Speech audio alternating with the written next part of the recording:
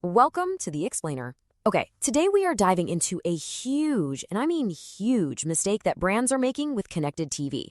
And look, this isn't some small error. We're talking about a mistake that could be costing you millions, and it all comes down to one really misleading number on your dashboard. So let's just dive right in. Picture this. Your team, they're all excited, they run a new connected TV test, and these are the results that come back. You put them side by side with your search campaigns, and it looks like a total disaster, right? Your CPM is 7 times higher, the click-through rate is practically 0, and the last click ROAS, it's like a quarter of what you normally see. Ouch. So, based on these numbers, you can see why the reaction is what it is. It seems totally logical. And honestly, a lot of brands are looking at reports just like this and pulling the plug on CTV. But here's the kicker. What looks like a smart, data-driven decision is actually a multi-million-dollar mistake. It's all based on a fundamental misunderstanding of what CTV is really doing for you. Okay, so this brings us right to the heart of the problem. We're calling it the 95% measurement problem. And the reason those numbers look so awful is because you're literally only seeing a tiny, tiny fraction of CTV's actual impact. You're completely missing the bigger picture. The whole problem really starts because we're making a flawed comparison. It's like comparing apples and oranges. We're treating search and CTV like they do the exact same job, but they absolutely don't. Think about it. Search advertising is all about capturing demand that already exists. Someone's already looking. But connected TV, its job is to create brand new demand. It's the engine that actually gets people to search for you in the first place. Now, this is where it gets really interesting. This breaks down what actually happens after someone sees your TV ad. You see that tiny little sliver? Only 5% are those immediate clickers that your dashboard is probably tracking. But look at the rest. 35% of people will search for you later. 40%, a huge chunk, will go buy in a physical store. And another 20%, they're now considering your brand when they weren't before. So here it is. This is the whole point. 95%. If you are only tracking that 5% of people who click right away, you're completely blind to the other 95% of the value your CTV ads are creating. You're basically judging the success of your entire campaign on just a tiny sliver of its real performance. All right, so the big question is, how do we actually uncover all that hidden value? Well, let's dig into some data that proves why CTV's higher cost isn't just justified, it's actually essential if you want to grow. I absolutely love this analogy. It hits the nail on the head. Search is like standing at the finish line claiming credit for the race. CTV is running the actual race. Think about that. Search gets all the glory, right? It's the last click, it's there at the moment of purchase, but it was channels like CTV that did all the heavy lifting, all the hard work of running the race, building the awareness, creating the interest, and getting that customer to the finish line to begin with. And this isn't just a nice idea, we have the data to back it up. Check this out. A major CPG brand ran a really smart, controlled experiment. In the markets where they didn't run CTV ads, the control group, their search ROAS was 7.1x. Pretty good. But in the markets where they did run CTV ads, their search ROAS jumped to 9.2x. This is proof positive. The CTV ads were creating this halo effect, making their search ads way more effective. Okay, and here's the final piece of that puzzle.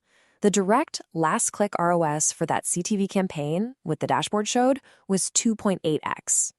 Not terrible, but not amazing.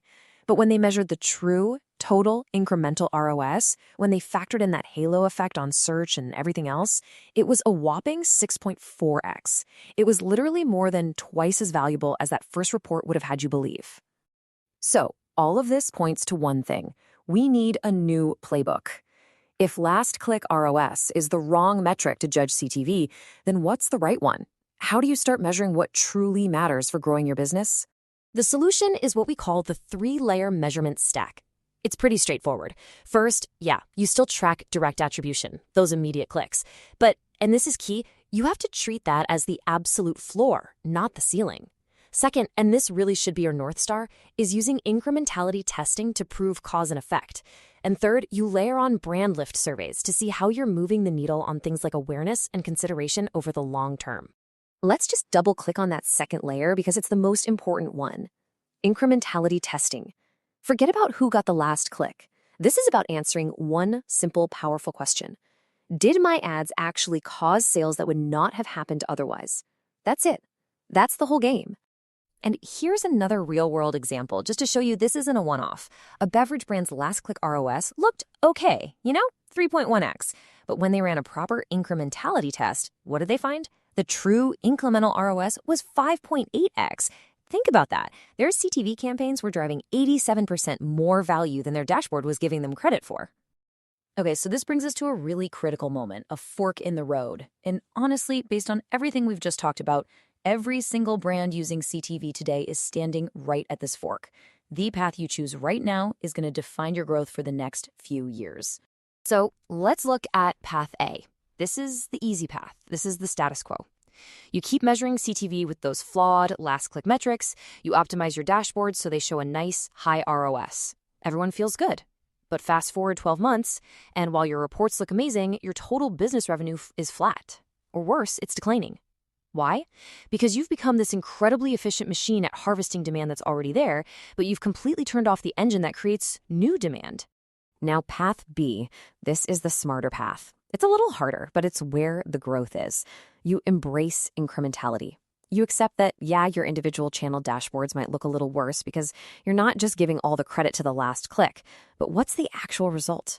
In 12 months, your total business revenue is up maybe 8-15%, and all your other channels, like search, are suddenly way more efficient. Why? Because CTV is doing its job, constantly feeding them a fresh stream of new interested customers. And this gets to the uncomfortable truth at the heart of all of this. For years, performance marketing has trained us to obsess over the last click. And it's seductive, I get it. It's so easy to measure, it's so easy to optimize. But that obsession is dismantling your marketing engine. We are systematically starving the very channels that do the hard upfront work of building a brand and creating the customers of tomorrow. So it really all boils down to one final question. And I think this is the question that separates the brands that are going to win from the ones that are going to stagnate. It's this. Are you optimizing a dashboard, or are you optimizing a business? Are you chasing a number that looks good in a report, or are you making the decisions that will actually grow your entire company? The choice really is yours.